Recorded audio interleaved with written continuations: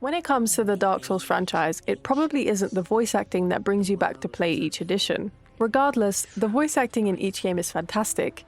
There's a certain naturalness to it, which allows the player to connect to the story with ease. But there's also a hidden layer of unconscious game design that you might have not realized before. The localization of FromSoftware games is done by Frognation. FromSoftware will give Frognation internal documents, such as the Japanese text, to aid their localization efforts in the early stages of development, where Miyazaki puts more time into development. And then, when Frognation have used these internal texts and have reached a point in localization where there is enough translated into English, it has been stated that Miyazaki will step forward when he wants the actors to say specific lines, words, or phrases said in a particular way, and he will not back away until he is happy with this outcome. This interview, which I will link in the card and the description, by Dan Allen Gaming is a great look into what I mean. Minutes 3:49 to 4:15 in particular is why I noted that Miyazaki appears to be quite the perfectionist when he translates his games into English. I highly recommend you watch this interview, whether you understand acting or not. It's a great look into Miyazaki's level of care with his games. Despite this perfectionist touch that he appears to have, sometimes the translation of FromSoftware games is lacking, such as the infamous Royal Rat Authority from Dark Souls 2, which should actually read as the Rat King's Test in English, as the Japanese text is Nezumi no no Shiren, which literally translates to the test of the king of mice. This is most likely due to Frognation not being a company where perhaps the first language is English, and so some things get lost in translation or sometimes not even translated at all. Frognation, and also possibly Miyazaki, have also struggled with properly comprehending Shakespearean English in their earlier works. Something you would only know if, like me, you quite literally studied Shakespeare and how to transpose it into modern spoken English. However, luckily, with the introduction of Elden Ring, it is clear they have finally relaxed on the use of a language those gents they live to understand, making for the did confuse native speakers as who it might not be to think those gents aren't as fluent in their own language as those gents previously bethought.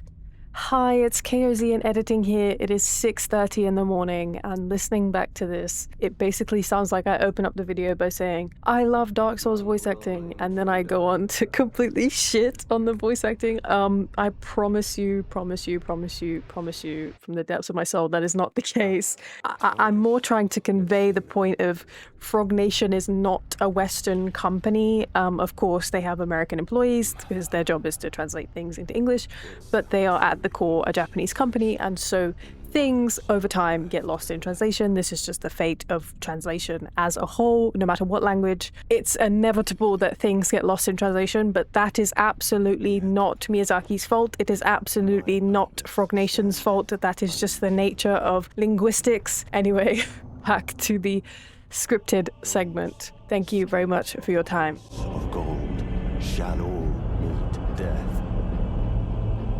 You probably don't care too much, but hearing the improvement in Shakespearean English with the introduction of Mesmer in Shadow of the Erdtree had me nerding out on levels I didn't even know I was capable of nerding out on.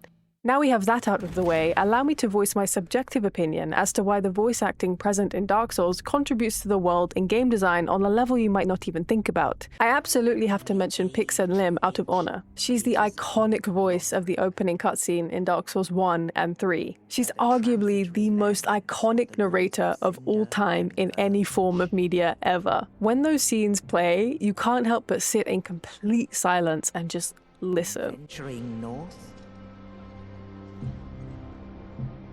pilgrims discover the truth of the old words.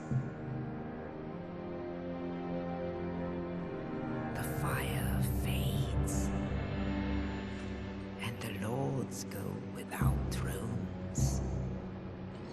Pixen Lim has a formidable voice, perfectly in tone with this feeling of omnipotence.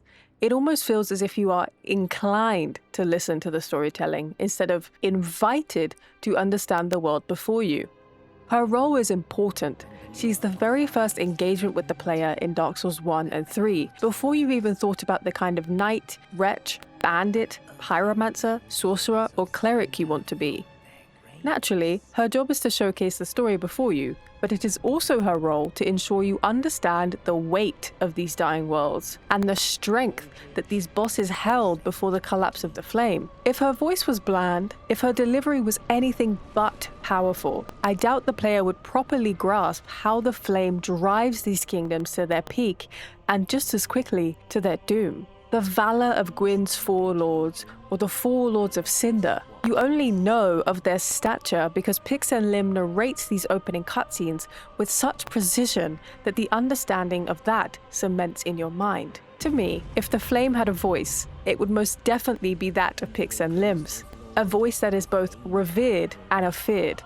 But perhaps that is what Miyazaki was intending us to think. I know most people will also expect me to mention William Vanderpute, who plays Patches, but whilst the character is iconic, I pose these other actors as food for thought.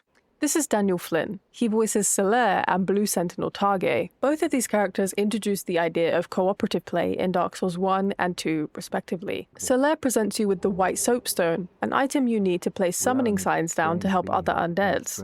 Targe is the head of the Blue Sentinels, a covenant dedicated to helping other undeads from malicious covenants. But in order for him to speak to you without dismissing you, the undead would have to have a token of fidelity, an item which is only obtainable through the use of a white soapstone. Meet Matthew Morgan. He's the voice of the Crestfallen Warrior and Crestfallen Soldan. In Dark Souls 1, the very first NPC you meet is Crestfallen, who will give the undead information about Lordran, clarifies the backstory a little, as well as directing you to the first bell in Undead Parish, effectively preventing the undead from aimlessly wandering around. In Dark Souls 2, Crestfallen Soldan is at the height of Medulla, sat on the obelisk that shows the universal death count, and upon talking to him, he will give the undead basic gameplay insight, information regarding Drangleic, insight into the 4 giant souls, as well as pointing the player towards Forest of Fallen Giants, Hayes Tower of Flame, and eventually the Gutter. Harry Lister Smith voices Gwyndolin in Dark Souls 1 and Prince Lothric in Dark Souls 3. Gwyndolin is the pitiful, malformed son of Gwyn, his true nature hidden from the public eye, raised as a daughter in place of a son, and is the last hope of his bloodline. If you choose to fight Gwyndolin, he will use powerful magic-based attacks that don't require a catalyst, like teleportation or soul mass. Upon his death, he will curse the player.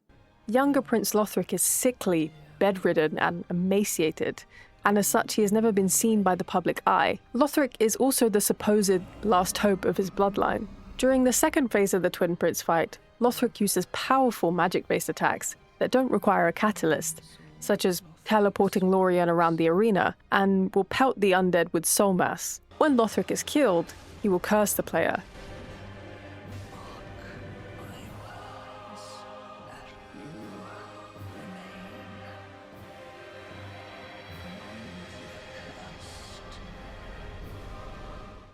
Employing the same voice actor for characters of such similar natures is obvious, of course, and I'm sure someone is already writing a comment about how pointless this video is, but this is precisely why the voice acting makes for such great game design. Miyazaki's choice to use the same actors for characters that are so similar in nature unconsciously reminds the player that the flame truly is unending, and the cycle will always repeat itself after all. I know what you're thinking. We know that is the entire premise of the franchise. Yes.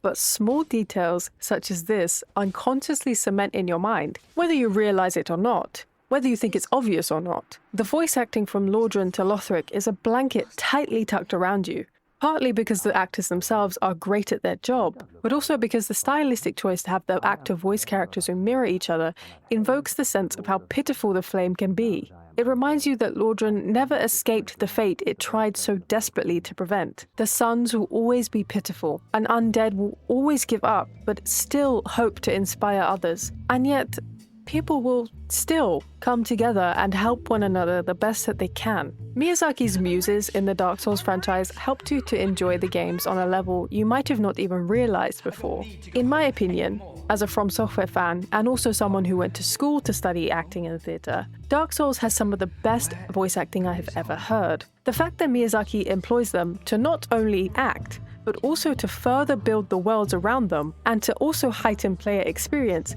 once again proves Dark Souls truly is one of the most impressive gaming franchises ever created.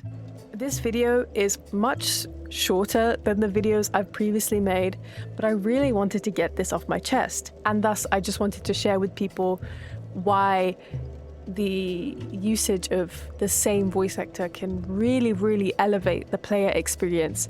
And you might not even realize that until you actually sit down to think about it. As always, please let me know your thoughts in the comments.